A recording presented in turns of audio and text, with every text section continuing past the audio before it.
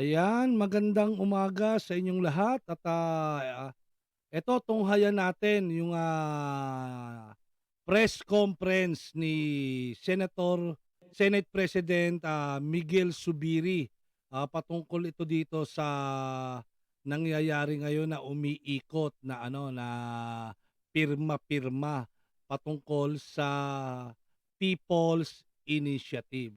Tunghayan natin ang kanyang mga pahayag, panoorin natin. Sir, you said that President Marcos parang commanded you that Senate will take the lead in terms of amending the Constitution. But mas gusto nyo policy making, so Public Services Act. But by any chance, does that mean, sir, that you will be, the Senate is more open to charter change this time around since may order na kayo from the President? Ganito kasi yan, the complaints of some of the investors. The question first asked is, do we need to amend the Constitution, right? So now, we feel in the Senate that after passing the Public Services Act, hindi na po kailangan amendahan yung ating provision when it comes to economic amendments.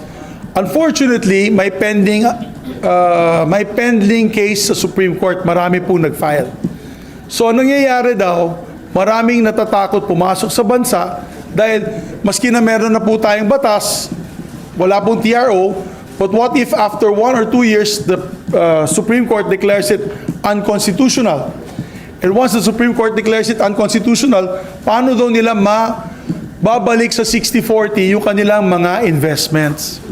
So, may rason. No? May mga mabibigat din na rason. And that's why we are open with the leadership of the Senate. We had several meetings with the senators after. We are open to discussions on the amendment of the Constitution on these particular provisions. But we are going to do it separately, voting separately. And that is why we have prepared a resolution now signed by myself, Senator Lauren Legarda, and Senator Sani Angara on the economic provisions, amendments of the economic provisions of the Constitution. So with this, we had asked the majority members had asked Senator Sani Angara to lead a subcommittee on the Committee on Constitutional Amendments to tackle this particular issue. We chose Senator Sani Angara kasi kailangan talaga natin dito ay abogado. So, with due respect, hindi ko pa nakakausap si Senator Robin Padilla. He's still abroad. But when he comes back, kakausapin po namin siya at magre-request po kami na kung pwede, para dito sa usapin na ito, we will ask a creation of a subcommittee for this purpose. So, just to make a long story short, we had a meeting, the chain of events that had happened. So, nakipag-meeting po ako kay Presidente nung Tuesday. And I raised the alarm about the People's Initiative. He was very gracious enough to meet with me, and we discussed how we can diffuse the situation. In fairness to the President, hindi niya po alam yung People's Initiative language was to diminish the powers of the Senate. And after that, he asked me to meet with the Speaker. We met with the Speaker. I met with him on Tuesday evening, after which we had lively and vigorous debate on the issue. And we all decided to meet with the President once again at 3 p.m. in Malacanang last Thursday. In that meeting, we were there early, so we met together with Senator Lauren Legarda, kasama po namin si Congressman Sandro Marcos, Sap Anton Lagdameo, and the Speaker and myself. In that meeting, we discussed the scenarios. And of course, I defended the position of the Senate na talagang malabo yan kasi as far as we're concerned, their plan is unconstitutional because we are a bicameral system of government. Kaya, nung pagkita po natin kay Presidente, we decided, the President, first of all, and I'd like to thank the President for his comment that the PI is too divisive, and he even mentioned news items from the major networks that he watched the night before. At sabi, oh, nagkakagulo na, bakit nagkakaganyan, may bayaran, and he even said na, and I thank the President for this, because he even said na, dati ako senador. Bilang dating senador, hindi din ako papayag na ma-undermine o ma-diminish ang kapangyarihan ng Senado sa pagdating ng usaping bicameralism or bicameral form of government. So maganda po ang direksyon ng Pangulo. And ang sabi niya sa akin at kay Speaker, sabi niya, why doesn't the Senate take the lead in the discussions of the economic provisions, and then you approve your version which the House can adopt? So that was the position of the President. Para hindi na tayo maglalagay pa kung ano-ano pang mga amendments na sa tingin natin ay magagalit ang taong bayan. So, that was quite clear in the meeting, and that's why in the Van de Honor, medyo smiling na po kami ng Speaker of the House at ang Presidente ng Senado, because we were able to resolve that very big issue. That night, nag-meeting po kami with the senators. We had about 14 senators that met that night, and we discussed the possibilities. Nakuha ko naman po yung full support ng majority members of the Senate. We were also there. We also had a member of the minority there, Senator Rizzo Ontiveros. And of course, we said to her that we know their position, we will respect their position, but I'm being transparent. As the Senate President, I want to be transparent that these discussions will be taking place once the Senate resumes on January 22. Sorry, isa pa. Sir, kasi ever since naman, di ba, divided yung Senate in terms of Chacha, and parang kayo mismo nagsabi dati, sir, na pag pinush yan, hindi talaga yan mananalo dito sa Senate. But since kayo mismo, sir, yung may reso na, did you get the support of the 14 senators para pumasa po yung economic provisions, Chacha? We got the support of all the senators that were there, except, of course, for the minority. The minority is non-committal. They have to see the amendments first. They want to participate in discussions and the debates. I'm talking about Senator Risa. She was the one who said na hindi, wala muna siyang may dadagdag. Although she was happy that the discussions will be moving away from the plan of the PI na ikapon kami. Happy po silang lahat na ang sinabi ng Pangulo na dapat dito na tayo sa ganitong klaseng proseso. Hindi po yung sa gusto ng People's Initiative na yan, na EDSA Puera, na gusto nilang ikapon ang Senado at magkakaroon po ng mga posibleng amendments na hindi po natin makokontrol bilang Senado. Because you have to remember that the gist of this proposal is pagdating po ng isang constituent assembly, which can be called by either one, hindi joint. Either one can call for this. Ay 3/4 vote lamang ang kailangan. So I did a simple computation. Kung 300 congressman yun at 24 senators, that's 324. Technically, 3/4 vote is only 243. So maski na po mag-walk out po tayo, maski na po absent kami, they can amend the Constitution, and we can no longer protect the people's interest in the system of checks and balances that which is enshrined by the Constitution through a bicameral form of government. So, We need 16, but we really only have 13 for now. no, we need a total of 18 votes when it comes to amending, kasi 2/3 ang 16, 3/4 is 18. Sir, pumalag po si Speaker na mas center lang po sa economic provisions. Yung any amendment. Well, ang binabanggit niya palagi, dyan lang naman siya gustong mag-amend dahil sa economic provisions. According to him, officially in front of me. I don't want to put any words in the Speaker's mouth.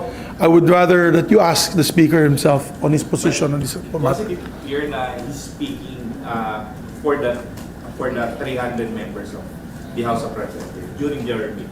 nandun din naman si Sandro. So Sandro is a senior deputy majority floor leader. And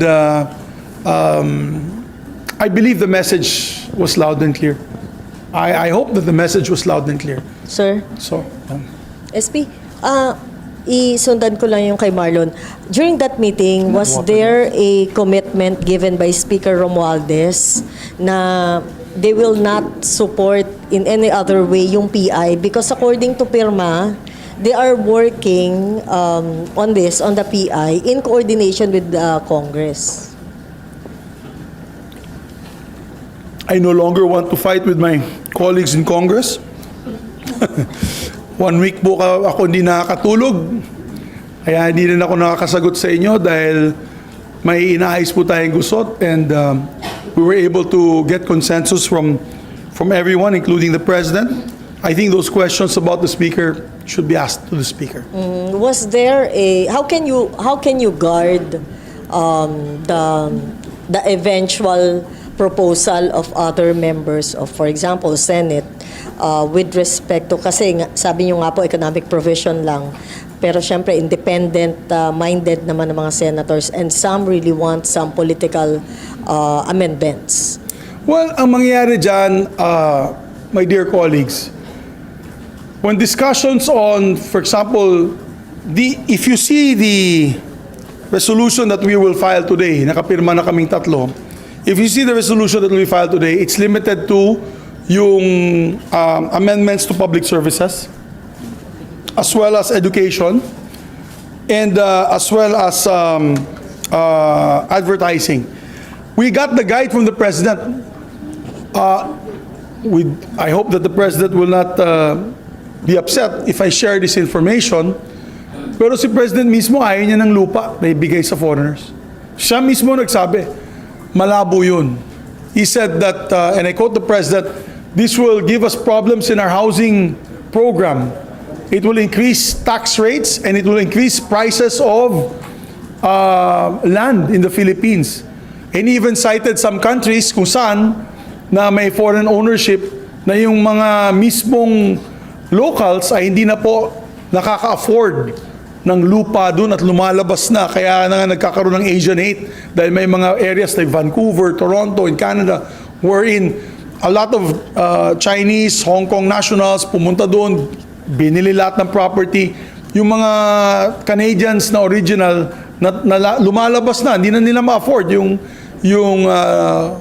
lupa tsaka apartments doon sa mga lugar na yun. So we like to thank the President for that, because we are one in the Senate also not to agree on foreign land ownership. So maganda, meron po siyang direction na sinabi, keep away land from ownership. Sir, And even media, sabi niya, ayaw din niya ng media kasi kung may foreign ownership of media, baka mag-influence peddling pa yan dito on certain agendas. So ayaw din yan po yun. So we're limiting it, as far as the Senate is concerned, that Thursday night discussion, we're limiting it to the scope of the Public Services Act, education, because we feel, lahat po kami naniniwala, na bakit hindi makapasok ang Harvard dito, ang Yale, ang Stanford. Pwede naman sila mag-set up po ng eskwelahan dito. They do it in Singapore, they do it in other countries. So we should allow them para ang tumaas naman ang dekalidad ng ating edukasyon. And of course, we're limiting it to these three right now. Sir, two more questions lang, Yeah po, sir. tapusin ko na lang si Chair and then- Oo, sorry, Marlon, sandali. Right. Sir, so pumayag doon si Speaker na in the first place, aware si Speaker na merong ganitong resolution, and he agreed na in the end, at the end of the day, they will just vote according to your version, ganun po. That was the agreement that we had made in Malacanang on the 11th of January at 4 p.m. Sir, last question. So yan yung agreement po namin, and I hope all parties will agree, and we thank the President for that, because ang totoo dyan talaga magkakaroon ng constitutional crisis. Hindi po talaga papayag. Alam mo, lahat ng mga kasamahan ko, atat na umatake. At sabi ko sa kanila, pag lumaban tayo, there's a point of no return. Kasi kung magkakainitan ng dugo ang House and Senate, paano natin may papasa yung mga batas natin? Kung ayaw mo makipag-usap sa congressman, how do we do the BICAMs, the bicameral conferences? How do we do our LEDAC? Magkakagulo, masyado mainit. So, ang talo dyan ang taong bayan. So, I had to keep a cooler head, and even if it was very difficult for me not to say anything about this issue, we wanted to find a win-win solution that would limit the impact in terms of a constitutional crisis with both houses of Congress. Sir, one last question from my end. Is this going to be a priority? Is it going to be prioritized? It will be a priority by the Senate as far as we're concerned. Only on economic provisions, napakaklaro yan, we will have public hearings, and in these public hearings, we will have debates. And as you said, kung meron man propose ng controversial dito sa Senado, term limits or removal of term limits or change of government, I'm sure the members of the committee, the subcommittee, or kung gusto ng ating mga kababayan, gawin natin na committee on the whole to be presided by myself and Senator Angara, we can put it on a vote. And obviously, 18 votes at each time. Sa committee level, para paglabas na committee report, that was voted upon by 3/4 of the members, yung final committee report, and then we'll put it in plenary and make a vote on again for 18 votes or for 3/4 vote. Well, I cannot predict what my colleagues would be saying, but I think the simpler the amendment, the easier to get 18 votes from my colleagues. SP, Sir, was there any discussion on political reforms? Particularly term limits, lifting of term limits, and then change of... Wala naman. Wala naman. Kasama ni Pangulo, wala naman. And by filing this resolution, SP, is it that an admission na may defect, may constitutional defect, yung amendment sa PSP? Because my eyes were open because we had a meeting with Frederick Go, yung kanyang officer or the presidential assistant for his economic team. And we spoke also to several other businessmen. Natatakot sila. Kasi kaya nga maraming pledges, hindi pa natutuloy po yung pledges is because whenever they speak to their legal team here, yung mga Filipino lawyers, meron pang pending sa Supreme Court. So, sayang naman, no, napakasayang. Kung 1.1 trillion nga ang pledges ng mga dayuhan na mag-set up ng mga businesses dito, bakit naman natin sila atsapuera? Ay pupunta lamang yan sa Vietnam, pupunta lamang yan sa Thailand, sa iba't ibang bansa, kawawa naman ang Pilipinas. So, we listen to the pulse of the public and also the business sector para sa ganun ay makapasok talaga at magkaroon ng legacy and legacy projects and investments in the country. Sir? It is not, I'd like to say that iba kasi yung panahon noon, iba yung panahon na yun. I think when we passed the 1987 Constitution, it was not defective because at that time, all countries at that time were looking inward, di ba? Nationalistic ang tendency noon, nung 1980s. Ngayon po, globalized na yung economy natin. And by doing this, definitely erases all doubts na gusto po natin ng foreign investments na pumasok sa ating bansa. And sir, with this resolution, malilimit lang sa talaga doon sa education, economic, and wala na yung possibility na yung term extension. Kasi yun yung usual na inaano nila. Suicide yun para sa amin. No one, wala, vehement ang objection ng mga kasama ko on this topic. So, we limit it to economic, as what we promised the President. We limit it to economic provisions, and we'll be discussing only economic provisions on this particular Senate resolution. And that hopefully will put to rest the PI, the People's Initiative efforts sa ground. Well, sana po. Sana po yan ang mangyari. Yan ang kagustuhan din ng Pangulo. So, of course, the question now will be with our colleagues in the House of Representatives. Sir, Sabi, ang initially po sir, di ba, re-reviewin po ng subcommittee ang economic provisions ng Constitution. And then, eventually, magko-convert po ba Congress to Constituent Assembly kasi dinidiscuss nyo na po yung 18 votes which Hindi is na. two-thirds na Dito na requirement. lang kami boboto. Yan ang usapin namin sa Malacanang. We will be here, we will pass this, 18 votes dito, and we will submit it to the House. Yung And then kagaya po, if they, well, ang gusto ng ating Pangulo ay adapt na lang po ng House of Representatives. Na kung hindi po i-adapt ng House of Representatives, magkaka-impasse po tayo. so same route sir ng pinagdaanan po ng Public Services Act. May It is like it will be like a bill, but 3/4 vote. We will deliver 3/4 vote of the Senate. Yes, sir. And then, sir, dun sa meeting po, nag-agree, sir, si Speaker na, nag-agree po dito si Speaker Romualdez. Sir, kasi sir, ang sabi ni Senator Amy Marcos kahapon, it seems na siya yung nasa likod ng People's Initiative kasi yung mga directives nanggagaling sa mga staff niya. So, sir, dun po ba una, sir, may admission po ba na siya yung nasa likod ng People's Initiative? And after that meeting, clear po ba na wala na, matitigil na tong mga pag-ikot-ikot po para sa pirma? You know what will happen if I answer that, di ba? Magkakagera kami ng House. So, I suggest that you ask sino yung counterpart mo sa House? Name pa? Si Isa, sir. Si Cesar. Tanong mo lang, si Cesar na mag...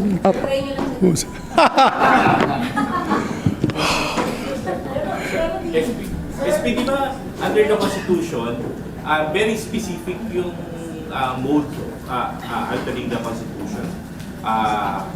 Correct me if I'm wrong, yun nga, yung sinasabi ni Kalimpa, Constitution Assembly, yung PONCON, and then yung PI.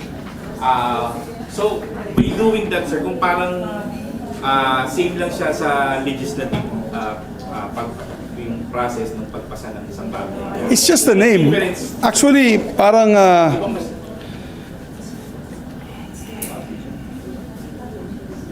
it's just, as far as I'm concerned, it's just a name, which is Constituent Assembly. Even Senator Frank Drilon, the former Senate President, the former Minority Leader, had given this proposal na it can be done that way. We don't have to meet in one place to come up with a Constituent Assembly. As far as they're concerned, and this was also discussed this was also discussed in one of the committee hearings by, I think, Father Bernas and some other constitutionalists, that it can be done that way. So we can meet here, pass the resolution, 3/4 vote. They can meet there, pass the resolution as well, 3/4 vote. Pero kung magkaiba, yan ang problema, hindi magkaka-impasse, hindi po mapapasa yung constitutional reform. But if they adopt the Senate version, then wala tayong problema. 3/4 vote of both houses. So SP, sorry. we maintain that's the best way, that's the best mode, that is the path of least resistance in terms of debates and I'd say heated debates and possible difficult scenarios that may happen if we meet together. So, pumapayag din si Speaker niyan.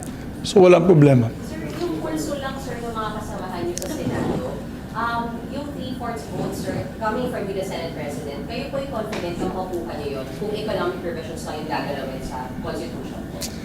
As far as the people that I've spoken to, I believe makakuha tayo ng 3/4 vote. Yung mga kausap natin, yung 13, plus yung mga kasama namin nung the day before, mga tumawag sa akin, parang makakuha po tayo ng 3/4 vote. Limited to only economic provisions, particularly these few that I had mentioned already. Sorry, SP, tama ba? You were made aware of this People's Initiative just this year? When it Nalaman ko broke lang sa last news. Friday. Yeah, pero ba't di ba may timeline na binigay si Senator Amy Marcos? Alam mo, to answer your question, nabulaga ako. Okay. Last Friday ko lang nalaman. Not this Friday, the Friday, what day was that? Friday? 6? 5 or 6? Okay. January 5 ko lang nalaman. I was in Cagayan de Oro doing some work there. And nakuha ko yung litrato, pinadala sa all members page ni Senator Chis Escudero. Yung litrato ng ng People's Initiative question. Okay. Doon ako nabulaga. Pero sir, why did the BICAM approve nearly 12 billion increase sa COMELEC budget under plebiscite planned this year when in fact, wala naman tayong gaanong scheduled plebiscite for this year? Well, we were told that that budget was for purchasing of machines. Kasi wala na yung Smartmatic, di ba? Disqualified sila. So, akala po natin ay para sa election ng 2025 yun. Kasi kailangan mo ng at least 1 year before bago mo bilhin yung machines. Di ba kasi election na eh. Pagdating ng 2025, you only have 4 months to go before elections. So we thought it was the preparations for the 2025 elections. But remember that it didn't come from us. Hindi galing sa, wala sa NEP yan, wala sa GAA. Hindi kami nagpo-post yan. So that's supposed to be for elections of 2025. And I believe sa Chairman George Garcia naglabas na ng pahayag today or kahapon na or today rather this morning nagagamitin daw nila yan for the 2025 elections. Yes, guys. Can I just clarify lang, sir? During the meeting, sir, meron bang categorical order from the President to stop the PI? Kasi apparently ang discussion among congressional leaders lang. How about yung mga private group na gusto pa rin mag-initiate ng ganong PI? The President maintained his position that this is divisive. The President maintained that position. I hope that the people who are listening would be able to get that the body language of the President. On stopping the move, well, I don't want to. Let's ask the Speaker and his lieutenants in the House of Representatives, all those who have spoken out, because according to the Speaker in that meeting, moot and academic na daw yung PI kung pag-usapan daw natin dito sa Senado itong economic provisions. Kung totoo lang economic provisions lang gusto nila, only economic provisions. So, sabi ni Speaker, moot and academic daw yun. But I'd rather that you ask him what his opinion after we file this today and after the reading of my statement. Even sir, sa side ni Speaker, walang categorical or commitment na, okay, we'll stop without regulations. Well, sabi nga niya, it's moot and academic once this is filed and discussed. So, I don't know, I don't want to add information that I have no control of. So, best na sa grupo na lang ninyo sila tanungin. Sir, Pero, I just want to put on record, they can always call up the Speaker, they can always call up Congressman Sandro Marcos was there in the meeting, they can always call up SAP Secretary Anton Lagdameo who was also there in the meeting. Sir, paano magkakaroon ng ganong commitment about the PIC Speaker when the content of the PI is actually to dilute the voting powers of the Senate? So paano yung relationship ng dalawa, ng dalawang moves, if that's the case? Anuhin mo na lang si Speaker, Chef. I don't want to guess the relationship. I don't want to guess where the orders are coming from. As far as I'm concerned, I'd like to avoid a constitutional crisis between the House and the Senate because it will paralyze our legislation. It will just paralyze all legislation pending. Sayang naman. Sayang naman ang mga mahalagang panukala para sa ating taong bayan. Sir, sorry, konting explanation lang. Sure. Bakit po tingin niyo magiging constitutional crisis pag pinush yung PI? Because obviously we will fight. We will fight. The Senate will fight tooth and nail not to allow that. It will be a very divisive campaign. Obviously, including all the way to the Supreme Court. We're ready to file a petition all the way to the campaigning of this referendum, all the way to of course, it starts with the COMELEC. We will file opposition to the COMELEC. Of course, we will file a petition to the Supreme Court and fight it tooth and nail. But if there's a compromise such as this, and they decide to just back out because according to the Speaker, it's moot and academic, then we welcome that as well. That will be a more peaceful, more productive, more proactive way of dealing with the economic provisions without having to na hindi makakapo ng Senado at dahil sa pagkapo ng Senado, kung ano-ano pang pwedeng ilabas sa ganung klaseng initiative. So, I think this is the win-win solution that we're all looking for. Sir, sorry po. May categorical na sagot, may categorical na agreement mula kay Speaker na pag natapos nyo dito yung version ng inamend na constitution, kaya adapt na lang nila. Pumayag siya doon, sir. Sa harap ng Pangulo, sabi niya, okay. I don't know what he'll say. Best is you ask him, but best is you ask him. I don't want to put words in his mouth. But in front of PBBM, he said okay sa adoption, sir. I'd rather that you ask him. I don't want to put words in his mouth and he'll deny saying that. Siguro tanungin niyo na lang siya. I'll give him the benefit of the doubt. Pero we were happy, yung kalalabasan ng meeting na yan, happy po yung side ng Senado. Sir, tama po ba? You will meet again with Speaker after this? Or in Well, the he's coming waiting days? for my statement. So I've given my statement today. Hinihintay niya lang yung statement ko bago siya mag-statement. So I'll wait for his statement as well. Sir, balita yung konti, yung meeting was initiated by you with the President and the Speaker? The second meeting was initiated by the President. Sabi niya, magkita tayo Thursday. Yung first meeting, ikaw? Yung first meeting ako, kasi I wanted to seek guidance. Ano ba ito? Ano ba tong PI na to? And what was yung content, yung pwede lang namin alamin, nung first meeting that he... Yung tayo-tayo lang? Yung hindi tayo live? Oo. yung content ng first meeting that the President see the need to... No, he was concerned. He was concerned. On the first meeting we had, concerned si Pangulo kung saan patungo ito. Concerned siya. But I can't give the details kasi it was privileged information. Nandun kami sa bahay niya. So, Second, tinawag din para mas madami. sabi niya para maayos na natin itong gusot na ito.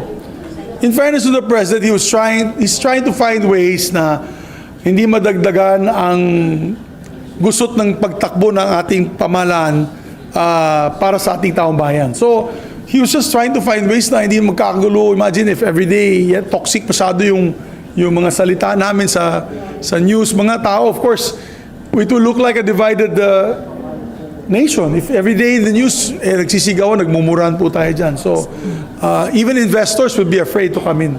Sir, Wait, si ano muna? Nauna po si Marlon. Okay. SP, previously you were very adamant in your position against Chacha. Anong deal changer this time? I was never adamant. But let's put this on the record. I've said it many times. There is a need to amend certain provisions of the Constitution. But I've said that possibly now is not the time because of the important matters at hand. But after meeting the economic teams and the business groups they're saying that their biggest concern nga is dahil sa kaso sa Supreme Court na hindi pa natatapos with finality, natatakot pa rin sila pumasok dito. Bigyan ko kayo ng halimbawa. You're a company who wants to deal with telecommunications. Under the PSA, pwede na po yan 100% owned. Pumasok sila dito, bilhin nila ang PLDT for example, yung mga magagaling na kumpanya, let's say yung sa Japan, yung magandang company dyan, yung Docomo ba yan, o ganun, pasok sila dito. And they give us 100% service. Happy lahat ng tao. They spend billions of dollars. Tapos sabihin ng Supreme Court, unconstitutional. You have to just have only 40%. You have to sell 60%. Eh, sino ba naman hindi masisiraan ng ulo dyan? So, any businessman would not want to put up major infrastructure here and investments if that is the pending case, or there is a pending case in the Supreme Court. SP, was the President's position against foreign land ownership made it more acceptable to you than Chacha? Oo, kasi definitely kung nilagay natin yung land ownership dyan, pati tayo dito sa Senado, wala tayong makukuhan. Siguro, iilan lang ang papabor, baka dalawa lang, o baka wala. Wala pa akong nakakausap dito na pabor sila sa land ownership ng dayuhan. Kasi, alam mo naman sinong bibili lang nandyan. Kung hindi, yung ating mga kapitbahay na nang gustong manggulo dito, tapos yan ang mangyayari dyan. Tapos, yung ating mga kababayan, nangyayari na nga yan na yun . Diba? Dahil sa mga pogo and all that na hindi na po ma-afford na ating mga kababayan, mga condominiums dito sa... At tanungin nyo naman, Senate staffers natin dito, hindi na sila maka-arkila ng apartment dito sa area na to, sa Pasay, dahil sobrang mahal. Pupunta na, talagang abot na sila ng Cavite. Because of course, it's being rented by foreigners. So, I would suggest talaga na we do not include that in the amendments to the Constitution. That would be very difficult for everyone. Sir, may pinag-usapan na po ba kayong Never. timeline para dito, sir, sa review ng economic provisions? Like, may target date na ho ba? Kasi may sinasabi rin na possibly, dapat sa SONA ni Presidente, mai-report na niya ito. Well, napakasimple lang naman ng amendments na to. I don't see any problem finishing it this quarter. Before the Holy Week break. I don't see any problem. Kasi tatatlo lang naman yung... Tapos napakasimple. It's otherwise... It's not specific. It's otherwise... It's specific. But we only put the amendment unless otherwise provided for by law. So gagawa pa kami ng batas. You understand? Ito kasi ito. Babanggit ito. Yung sa Public Services Act, para maging constitutional na po yung national patrimony and economy. That is under Section 11 of Article 12. Section 11, lalagyan lang namin ng linya unless otherwise provided for by law. Meron na tayong Public Services Act. That's the law. So that will now constitutionalize the Public Services Act. Pero sir, can you do that without converting Congress into a constituent assembly, sir? Sir, kasi amendment din po yun sa Constitution, yung adding that phrase po na unless otherwise provided by After law. discussing with several legal luminaries, it can be done. It's just a name. What's the Constituent Assembly? Our hearings and our voting here will just be, it's like a separate assembly. They have one there, we have one here. Does it say that we really have to meet? So sir, ibig Say sabihin, ba in the Constitution that we have to meet all together? Pero Hindi naman, di ba? voting Saan kami magmi-meet sa Club Filipino? Pero ibig sabihin, sir, gagawa kayo ng batas saying na dadagdagan ng unless otherwise provided by law ang Constitution, sir? Yes. Yung ganung provisions? Yes. We'll see it because we're filing this right now after our press conference. Sorry, with your respect po. Oh, Marlon. Kasi doon sa charter natin, very specific yung mode of modifying. Talaga nakalagay doon, con-as, or PI. By doing this, na parang ang dating sa amin, ang ganun lang kasimple, di sana yung mga nagdaang administration, naisip din nila na ganito lang pala kasimple. Pero I'll tell you, Marlon, guys. So what if we meet in one house? They will be discussing economic provisions. We will be discussing economic, magtatabi-tabi kami. We will vote separately, 3/4 vote, 18 votes. They'll vote also 3/4 vote, their vote. Then we come together and that's the agreed resolution. It's the same if they do it there and we do it here. What is the difference? What is the difference? Yung sigawan ng debate, di magdebate sila doon, magdebate kami dito. So it is the same. That is the Constitution does not say we have to meet all together. Sir, you don't have to declare yourself as meeting separately, being a constituent assembly, sir. Well, it's schematics. We'll wait for the chairman of the subcommittee, Senator Angara, to decide how we will call it when we adopt this, or whenever we adopt this resolution. But it's the same. I don't understand. People are expecting us to meet in one place. Why? Dahil magsisigaw, magsusuntukan kami. Hindi naman, pwede naman namin gawin yan dito. Pwede nila gawin yan doon. What's important there is the 3/4 vote, voting separately. That is what's important because it's a bicameral form of government. Yan ang pinakamalaga dyan. Na boboto kami, 3/4. Boboto sila 3/4. Pag hindi po kami naka 3/4, wala nang usapin ng charter change. Ganun lang yun. And sir, confident kayo, sir, na makukuha yung suporta ng 18 senators, sir, or more? Depending on the amendments, dito sa amendments na ito, komportable po ako na makukuha natin ang boto nila. Sir, yung timeline, sir, na sa SONA ni Presidente, pwedeng batas na po yung... Well, hindi pa kasi dadaan pa ng, well, depende sa plebisito, magkaka-plebisito pa yan. So, We have to ask the COMELEC if they have funds for the plebiscite. Magpa-plebiscite pa yan, my dear. Anything that we discuss here and we vote on will still go to the people. So we'll have a plebiscite kung sasang-ayon ba sila dyan. So sir, sorry sir ha. So ang step by step sir is subcommittee, of course yung approval ninyo, and then yung dadagdagan na unless otherwise provided by law, plebiscite, and then you'll write the laws, sir? Yes. Ang mangyayari, hindi na kailangan. Sa Public Services Act, nandiyan na yung batas eh. Opo, pero sir yung sa like sa education. Yeah, sa education, magpa-file pa tayo ng bill. After sir na Babalik ulit tayo sa going back to the first step to filing a bill that will allow, let's say, foreign ownership for education in the country. Dadaan ulit sa ganyang klaseng proseso. Ayan. What can you say about this ongoing signature drive na sinasabi niya involved na pera and some... Bawal yun. Bawal yan. Any form of bribery, whether with government funds or private funds, bawal yan.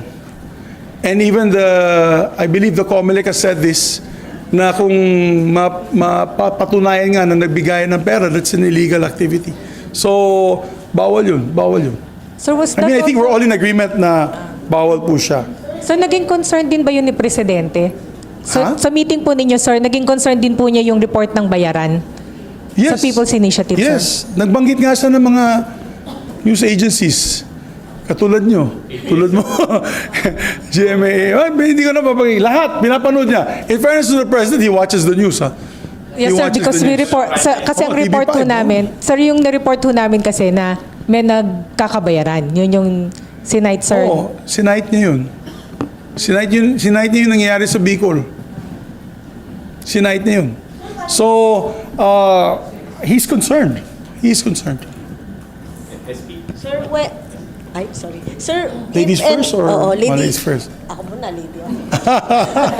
Sir, if and when it happens na kailangan nyo na nandun kayo sa scenario that you will file a petition before the COMELEC, you're going to use all these so-called bayaran, the payoff.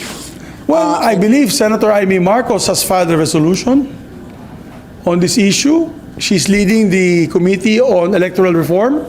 So we can await her committee hearing and let's await her findings. I would like to wait for the resolution of that filed measure of the good senator from Ilocos Sur or Ilocos Norte, Senator Amy Marcos, and we'll wait for the outcome of that hearing before we can make a decision.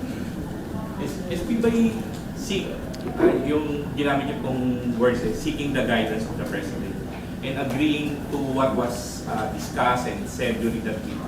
Is it that in effect giving up the independence of the Senate? Oh, no naman. Well, first of all, alam mo naman,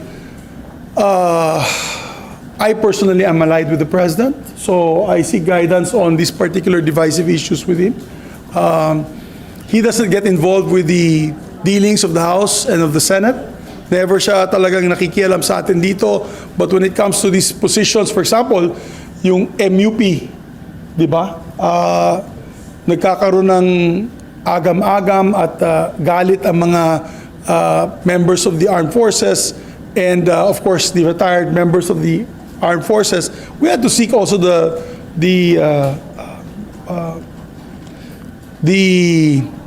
proposals and I'd say the President's feelings on this particular issue kasi syempre executive siya eh. Kung nagkakagulo, di sila ang nagkakagulo dun. So I mean, it's normal to seek the guidance of the President on certain issues. Sir? Maintain the independence of Of course, what we're trying to avoid is a constitutional crisis. Naalala ko kasi membro ako ng Kongreso noong 2004, 2005, mainit ang usapin ng charter change noon, nung panahon ni Speaker Joe De Venecia and Senate President Frank Drilon. I clearly remembered that because of that fight, hindi nag-uusap yung dalawa. Hindi talaga nag-uusap ng dalawa. Nang iinsultuhan sila sa TV at dahil dyan, apektado yung legislation. I know because naipit yung aking local legislation walang nailabas na local bills ko at halos lahat walang nailabas na local bills. We don't want that to happen, guys, because that's going to be bad for the country and for the people. I'm trying to avoid that. In my 23 years already political experience in governance, that's the last thing that you want to happen dahil ang kawawa dyan ang taong bayan. Sir, Comelec Chair Garcia said that they will be needing at least 13 billion pesos for the plebiscite doon sa ratification ng any provision of the Constitution. Do you think it is prudent for the government to spend such amount na in the end wala hong katiyakan na magkaroon ba ng ratification? And second, sabi po ng COMELEC parang napaka additional burden na po sa kanila considering they are preparing for the 2025 midterm elections. Thank you po. Well, sa economic provisions lang ito, partner. I just want to limit it to the economic provisions. I think 12 or 13 billion for a plebiscite, pero makuha natin yung 1.1 trillion na pledges, parang cost-benefit niyan, mas mataas para sa atin. Di ba? Kung talagang papasok, kung maayos natin yung gusot dyan sa Supreme Court, particularly on the issue on Public Services Act with an amendment of the Constitution, at papasok yung 1.1 trillion pledges na binanggit ng DTI, highest in 56 years yung pledges na ito, ay sa tingin ko makakabawi din tayo in terms of income for the country, and of course hindi tayo dehado. So that's my position on that particular issue on the budget. So pero yun nga, kung wala tayong budget, then we'll have to wait the preceding year for that, di ba? We'll have to wait for the preceding year kung walang budget yung COMELEC. So what's important is we do our job. I believe that or pwede na isabay sa national elections. Di ba sa elections ng United States, meron silang rider questions?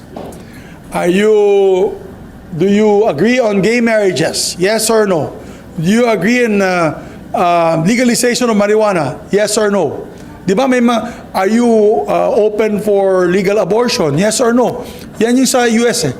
So habang binoboto nila yung kanilang congressman, kanilang senator, may rider question doon, yun na yun. So it's a possibility na pwedeng isabay sa national elections din ito. So para walang gastos. Sir, yes, ma'am. bakit po Sure, sa yan. tingin nyo gusto ng PIRMA or some other groups na madilute ang boto ng mga senators? Your guess is as good as mine.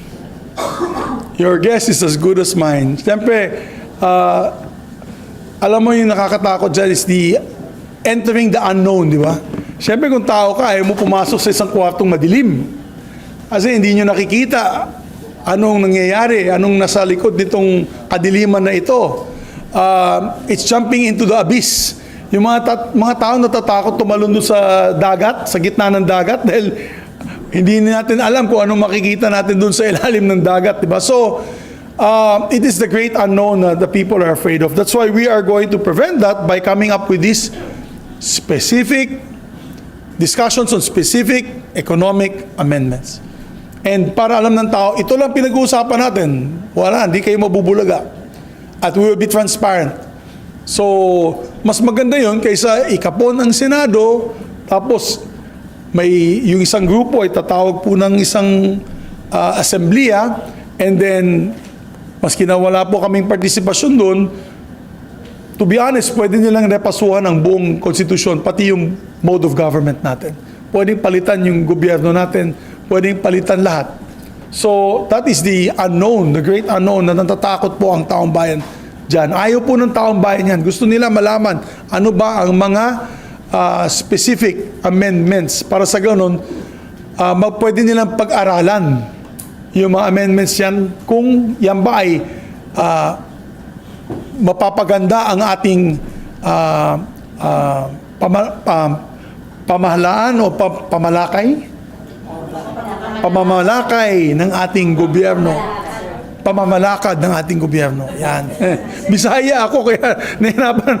Mas guwapo namang bisdak, magbisaya na lang ko ni. Nalisod ko sa Tinagalog. Okay. Yes, ma'am. Gusto ko clarify yung ano lang yung dates of the meeting. So January 5, meeting with the President ng kayo lang yung Senador. No. January 5 ko nalaman January 5 nalaman ko na may ganung klaseng question sa PI. And then, shortly after Tuesday last week was what day? I met with the President on the 9th, kami ng dalawa. And then I met with the Speaker once again on the evening of the 9th to confirm the meeting with the President, all three of us on the 11th.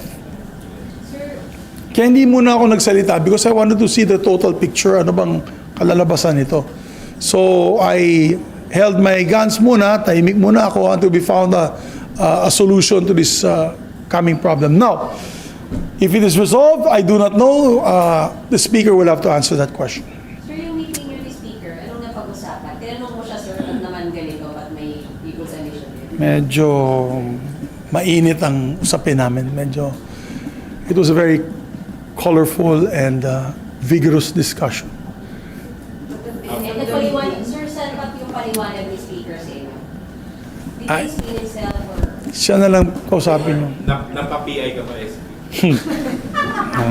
Sir, terminology lang talaga. So magkakaroon kayo ng sariling con-as dito, tapos con-as din ang house. Hindi lang kayo mag-meet as one. No need. We don't need to be. We don't need to. There's no specific instruction on the Constitution. We can meet separately for that. Pero hindi na con-as ang tawag. We'll ask Sani Angar to come up with a very acceptable name for it. Mas magaling yan sa pagdating sa terminology. Si Senator Angara. Is Senator Padilla already aware na hindi siya ang mag-lead ng charter change? Hindi ko pa siya nakakausap, pero ang problema kasi sa aking kaibigan na si Senator Padilla, he's focused more on the political Diba? He's focused more on the political. Pagka ganoon, magkakagulo talaga dito. Hindi tayo uunsad. With due respect to my dear colleague, Senator Padilla. Kasi kung change of government ka agad, wala na talagang pag-usapan dito. Magkakagulo na. So, I'm appealing to him, I'll appeal to him that we'll allow a subcommittee on this purpose. If not, then we'll call for committee of the whole. If kung hindi pumayag si Senator Padilla, then we can come up with a committee of the whole and I'll ask Senator Angara to lead. But eventually, magko-committee on the whole din kami because we have to vote. We'll have committee on the whole. We will have kasi ilan lang member ng committee on constitutional amendments So, definitely, ang mangyayari dyan, baka mag-request yung mga members na mag-committee on the whole. But whatever it may be, it's Senator Angara, we asked Senator Angara to take the lead in this. And he gladly accepted. Pagkapili kay Senator Angara ay kayo o si Pangulo ito nagsabi? No. Ang members. It was agreed upon Thursday night. Subcommittee on Constitutional Amendments on these particular economic provisions.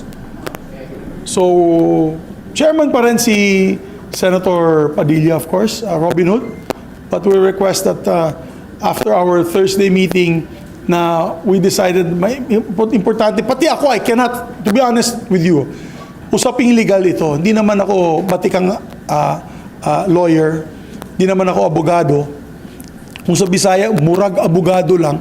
Yung parang abogado lang magsalita. Pero ang importante dyan, ang magpe-preside dito ay isang legal luminary that knows the impacts of this type of amendments to the other provisions of the Constitution and of course, on how government is run. So, it's important that we have a legal luminary heading that particular subcommittee. Sir, tama ba? Posible pa lang magkaroon ng committee of the whole? O committee of the whole na talaga led by Senator Angara? What we discussed was a subcommittee muna. Para mag-umpisa na yung hearings on this issue. They will invite all sectors. We will also invite yung PIRMA. We'll also invite former constitutionalists, former members of the constitutional conventions and the constitutionalists. We'll invite all sectors. We'll invite the business sector, para marinig din ninyo yung complaints ng business sector na hindi nga sila makakapasok ng investments hanggang hindi desisyonan ng Supreme Court itong issue ng PSA. So, yan po ang stumbling block na yun. Sir, saan kailangan yung 3/4 na vote? Sa subcommittee o sa plenary na po? Plenary, 3/4 vote, plenary. Sorry, target date lang sa Wala pa. I can't give you a target date. I'm saying that maybe we can finish all the debates or all the committee hearings in the next 2 months. But I don't want to preempt what the chairman, Senator Angara, would want to give us a target date. pero sa the start of the hearing. Baka, I think he will probably start this month. This month. SP, during your discussion, hindi po ba naging option na let's just wait for the Supreme Court to make a ruling? Or talagang ang tingin na ay cha-cha na? Kasi we cannot wait. Well, it's a separate branch of government. Hindi naman natin sila maudyok na pag-usapan ninyo ang PSA agad-agad. So, I don't want naman to be presumptuous to tell any one of the members of the Supreme Court to hurry this issue up. So, we don't know. It can be between 1 year to 3 years from now. But at that time, nakabinbin lahat ng investments na ito. If we can move forward with these particular economic provisions, I think it would be the best for the country. So, we'll see. So, hindi po nasama talaga sa option. Yung hintayin na lang muna yung Supreme Court. We're not allowed to, my secretary is here, he's a lawyer. We're not allowed to, how do you say this? Influence the court. We're not, right? I have lawyers here. 1, 2, 3. They're nodding at me. We're not allowed to even mention na bilisan nyo. Hindi pwede namin sabihin yung pagalitan. Baka ma-citing contempt ako. Hintayin lang na umaksyon yung Supreme Court before discussing yung cha-cha. But waiting could entail costs in a long period of time. And cost, when I say cost or loss, what you call the loss of possible revenue. Dahil kung maghintay tayong 3 taon, baka pumunta na sa Vietnam yung mga kumpanya na dito. Remember, guys, may karibal tayo dito sa Southeast Asia. Number 1 investment destination now is Vietnam. Even if we're all English speakers, wala na, hindi na hadlang sa kanila na hindi masyadong magaling mag-English ang Vietnamese. Doon na sila pumupunta. So, yan ang actual situation on the ground. Guys, sige. Si Manong naman, si Nifa. Is it fair to say, Manong. Is it fair to say na yung Senate na napilitan kayong i-file itong resume because of the pressure that was started because of that PI Hindi naman napilitan. I would not say napilitan. We just saw the practicality of, because of the discussions that we had this last week na hindi talaga umuunsad yung mga pledges dahil nga inihintay nila yung Supreme Court action na ng Public Services Act. So, matalino naman siguro mga senador. Nung pinag-usapan natin yan, they made the suggestion, let's amend this particular provision lang sa Constitution para maging constitutional na ang Public Services Act. But kasi kung hindi, sayang naman po yung mga pledges na binanggit ng ating Pangulo at ng DTI sa ating bansa. not just to appease yung mga nagpo-push ng PI. No, not at all. That's not how we feel. That's not our position. Pero SP, pero SP prior to PI, wala namang usapan, di ba, na magpo-push or magpapasa ng ganitong resolution. Kahit na naka-center lang siya sa economic conditions. Kasi may pinay na rin naman si Senator Robin. Political kasi yun eh. Medyo political kasi yung gusto ng ating kaibigan ni Senator Robin Hood na hindi talaga hindi ko alam ilang boto makuha nun dun sa political. Talagang at this point in time, there's no need to rush any political amendments. It's not paralyzing the country, the situation now. So, no further comments on that issue. I'd rather that we focus on what's the task on hand. Sir, Thank you, guys. sir, isa na lang. Sir, isa na lang, sir. Salamat.